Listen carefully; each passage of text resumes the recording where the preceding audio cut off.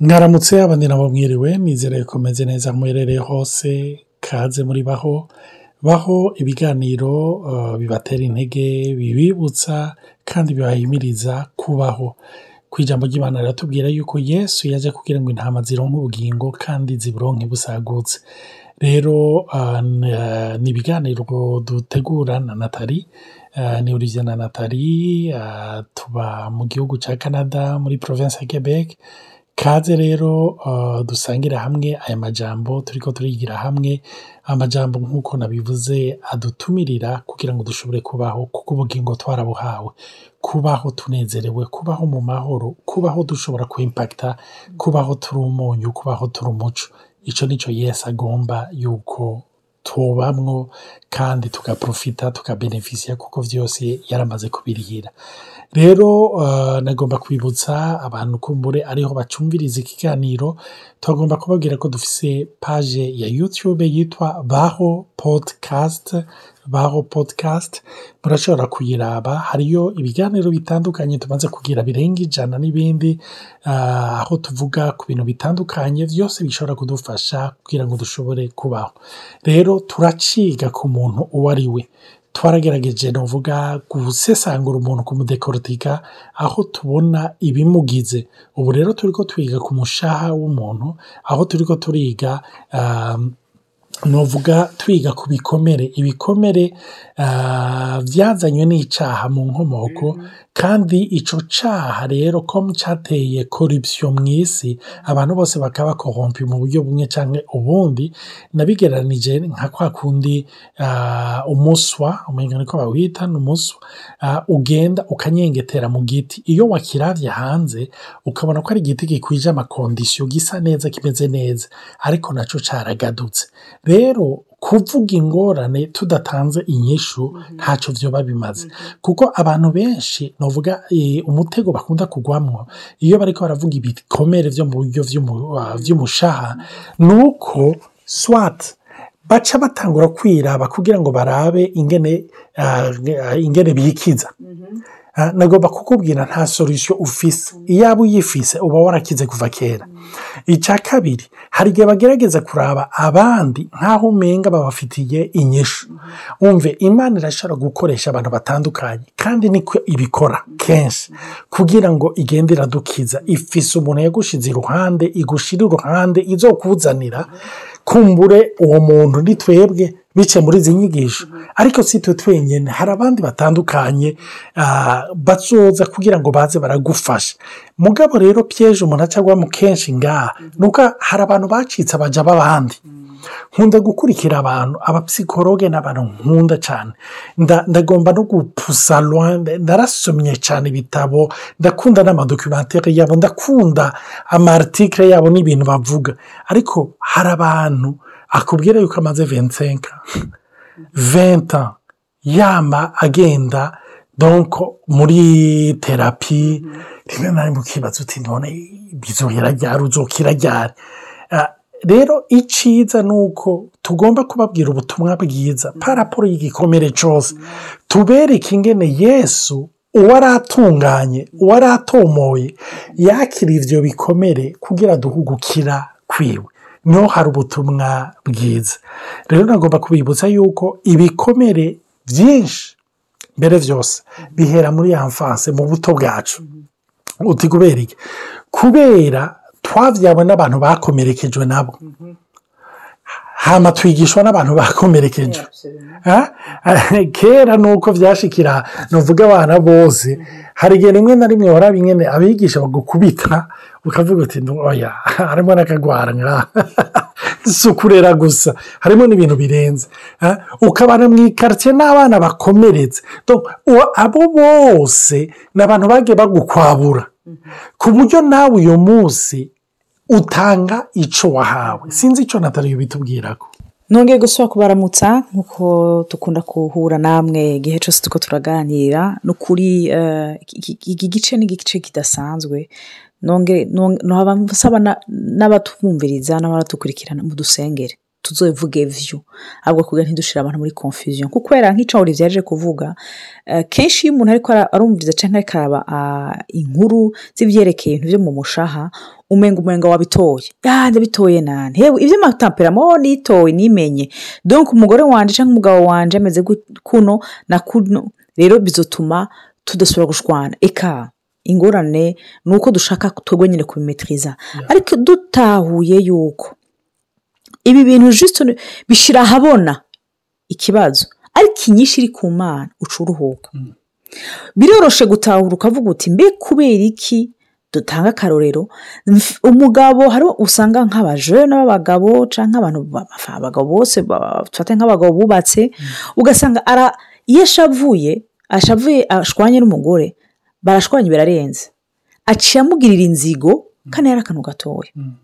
ugasanga n'umugore akamubwira ati non kameme iyo reaction eje gukora hijanye n'ibi bintu ugasanga afite une agressivité en particulier envers les femmes kibazo ati none kubera iki kandi n'umwana mwiza vraiment yarakijije ariko hageze abagore canke hageze je umugore wiwe nibara aho ugasanga umuntu asubiye inyuma yari afise imigenderanire mibi na mama we hari ahantu yakomeretse hariho ikintu camushikiye rero iyo umuntu amaze kuraba muri Genèse itangurira igihe Imana irema umwana w'umuntu Imana yasutse mu mazuru ngo un souffle de vie ngo à l'homme devint un être vivant umuntu waca umuntu muzima ariko umuntu twibuse yuko ari umuntu w'ingingo zitatu ni mpemu afise umushaha aba mu mubiri bisigura ko umushaha we wari mwiza cyane wari umeze neza nta gikomere Imana ntirimo ibikomere ariko umunsi icaha kiza caje nk'imbugita itandukanya brutalement umwana w'umuntu n'Imana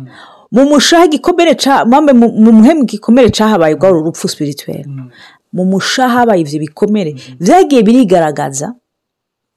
d'une façon d'une autre ugasanga Gahini ntigeze abona umuntu yica ntibwabona icaha cyo kwica ariko niwe yagitanguje kubera ko hari ugutandukana kuri ko arabaye n'Imana rero hariho ibikomere abantu tujamo cyane rero iyo bigiye no guhura n'amatemperama yacu hoho bikace biburudubi urumva ugasanga twagize ingorane twababaye hari abantu ugasanga basigaye baraba manipulateur yarabigiyemo ariko ugasanga uravye ubuzima bwe yarakomeretse ubu ntiyabayeho ubuzima bwiza rero nashaka gutanga igicapo gitoya kuvyereka ivyo gukomereka bugiye umuntu afise imbanyi hariho amatrimestre 3 numva bugiye imbanyi ifise amezi 9 hama kenshi babisamburamo mu bice bitatu amezi 3 ya mbere amezi 3 yo hagati amezi 3 ya nyuma rero bishitse nk'umugore afise imbanyi ikiri ntoya akagico bite une hémorragie akazana amaraso kandi afise imbanyi kenshi si vyiza ariko biba bibikurusha iyo imbanyi ikiri nto c'est-à-dire ama conséquences aba mabi kurusha nivyo umwana agira avuke hasigaye nk'amezi 8 bisigura ko naho yovuka afise amezi 7 iyo baho hari abana baba premature babaho neza ariko imbanyi ikiri ntoya ku mezi 2-3 nukuri hakagira enseignement naho kenshi ari imbanyi zihora zigira amaseignement kenshi si vyiza ko plus une grossesse jeune plus hémorragie nimbi rero igicapo nashaka gutanga ni giki hariho ibikomere bishika mu buto bwacu plus tuba turi bato gose plus byatubabaza bizana ama conséquences tukuze ugasanga uramugaye hariho abantu bagize nk'ingorane ugasanga hari imbanyi ikiri ntoya abazanye amaraso bitangiye yahatswe gukoroka en fait mu majambo ke yahatswe gukoroka guca usanga umwana akuze afise ingorane zo mu mutwe canke zo gukatambuka harafise ibibazo urumva kenshi ivyo bikomere bituma en fait ni nko kumenga bwira bivyaze bikoroze inda y'icimana ashize muri wewe y'ubuzima bwiza ashize muri wewe ugaca usanga wavutse canke ugiye kwidevelopa nabi ugiye gukura nabi urumva rero ingorane hari nuko Imana ishaka kutugorora amen Imana ishaka kutugorora ariko kudukiza kuduhindura mu mpemo mu mushaha no mu mubiri rero ni ibintu bikomeye cyane gutahura yuko icaha nico cazanye ubwoba ubwo bwoba bukigaragaza mu buryo bunaka rero ni byiza ko umuntu avuga ati mbega basha ko umenga kindi kintu kiranyenerwa kurusha hari umuntu twize kuganira ahubwo ndamwibutse azopfa ayiyumva anyibuka arambwira ati jewe vraiment muriko muradecrive amatemperament abantu benshi bazi yuko mfise temperament ariko uko ndi muriko murazidevelopa je nisanze ni muri rya temperament hama ndamubaza nti none cinanje tuko turavugana numva muri iyi temperament none ko abandi bafise bakubona muri rya temperament yindi bati non ati j'ai dû m'adapter kuko ndi umwana w'imfuvyi vyarangoye urumva narize kumenya kubera ubuzima naciyemo kwiyadapta sasa gutwenga nk'abandi narinzi ko ubuzima buhindutse kuko abavyeyi banje batari bakiri hafi bisigura yuko nabaye huko ariko rero ikimenyamenya nari mfise umuvyeyi akara cane iwacu murazi ko abapapa benshi bakara ati iyo mbonye umuvyeyi ariko umugabo wanje ko arahana umukobwa wanje nca numva umutima umvuyemo ndamwe ntibireke je ndamubwira birakunda gushika umugabo wambwira ati rego uzo havufitinisha umwana ntihukumenga ibindi byose uri strict ariko hageze umukobwa wawe wapi habo kumise agenda acarita urasanga terega hari umwango w'ubwoba uguhahamuka warucuguruye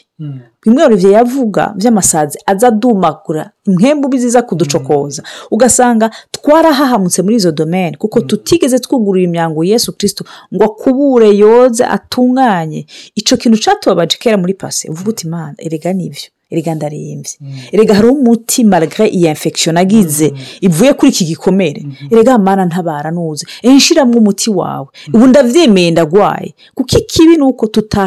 tutihanda konto ko turemvye buryo utangwe kumenya yuko uremvye muri domaine batisha ikorere mfise ntiri normal Mana ndagusabye uzumfasha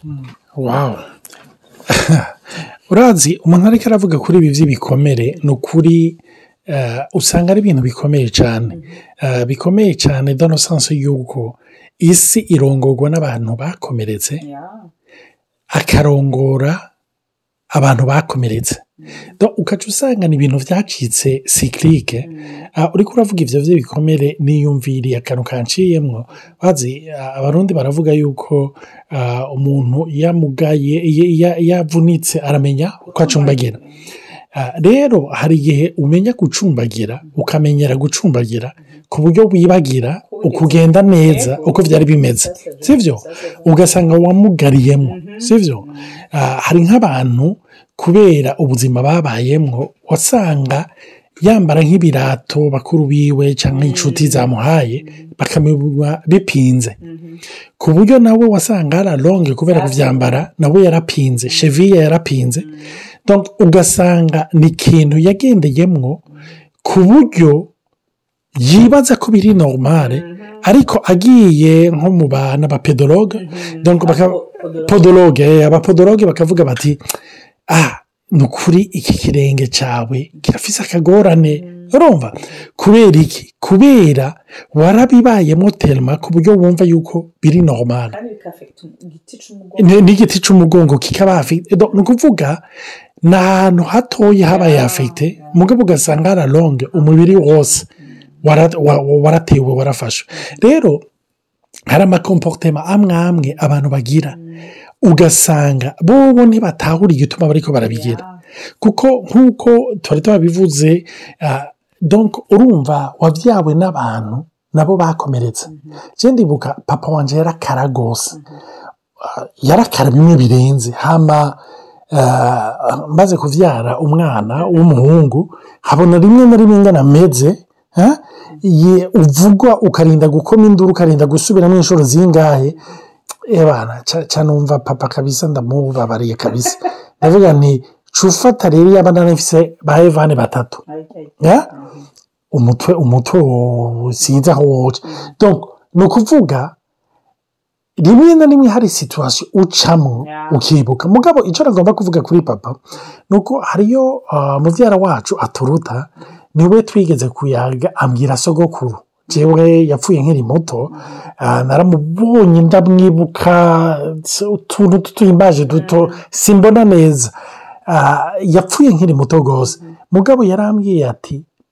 sokuru wanyu ati senene yari na sokuru wiwe ati yari iterabwoba ku gatumba yarakaza ati papa wanyu ni petit joueur cyangwa yicara ndavuga ni wow burya umuntu atanga ico yahawe hari abantu ndazi bariko baranyumviriza nukuri bafise ishavu ry'abavyeyi babo sivyo ariko nagomba kubabwira sibo batanga ico bahawe ni nk'abo bantu bacumbagiye pendant des années ku buryo à la longue bumva yuko niyo vie iri normale ariko bamerewe nabi nico gituma ijambo ry'Imana ni kirori ikirori kitwereka rimwe na rimwe aho dupinze ni ukuvuga mu vy'umushaha kiratwereka aho dupinze mu vy'imuhembu kikatwereka aho Yesu yatugize bazima nico gituma hari deux facettes rero z'ico cirori ikirori kitwereka ico twamaze kuba n'ikirori kitwereka aho duhamagariwe gukira rero ni nk'umuntu yavuga ati iki cirori kinyereka ndi mubi ukakimena ingorane si cirori ingorane ni wewe sivyo ingorane ni wewe rero hariyo amatitude y'abantu bihwanye n'ubuzima bagiye baracamwo usanga mu buryo bumwe canke ubundi bafise ingene comportement yabo usanga igaragaza ibikomere biri enfui muri bo rero n'akarero gasanzwe hariyo nk'abana bakuze badafise attention y'abavyeyi babo ugasanga ivyo ndamayitude yabaye ni ibintu biri prouvé scientifiquement donc ugasanga afise objectif muri we yuko uzovyara umwana wa wundi umenga aremwe mu ishusho yiwe azoza reponda kuri iyo besoin ni nayo ngorane hari abavyeyi bagira ni ukuvuga ico bataronse mu bwana bwabo bakeneye ko umwana akimuha ku buryo kenshi usanga banagirana ko relation conflictuelle hamwe n'umwana donc relation iri biaisée relation navuga iri toxique dysfonctionnelle relation itatomoye itameze neza igwaye iremvye kubera uwo mwana n'uburaro n'uburamuko urumva kubera ibikomere wahuye navyo vy'ubuzima uwo mwana uramwumirako ukibaza ngo n'urukundo mukunda mugabo ni nk'inkoni y'umuntu yacumbagiye yiyapuyako ntayiyapuyako kuko yayikunze ayiyapuyako kuko ari imubujije kugwa uwo mwana nawe akakubera nk'iyo nkone igufasha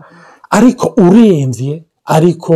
urusha nico gituma hariyo utuntu duto tuzobona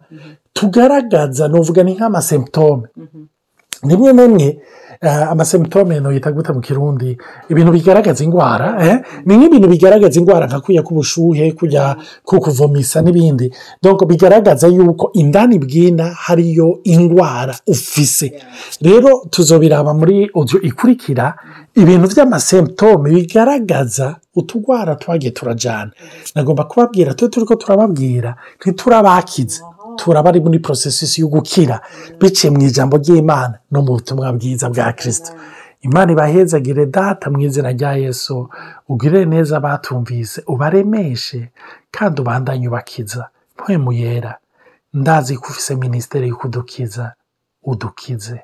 utugendere aho turushe naho turemerewe naho twankiye Yesu kwafata ngo ahiganzire udushoboze ni mu izina rya Yesu ndabisaba amen.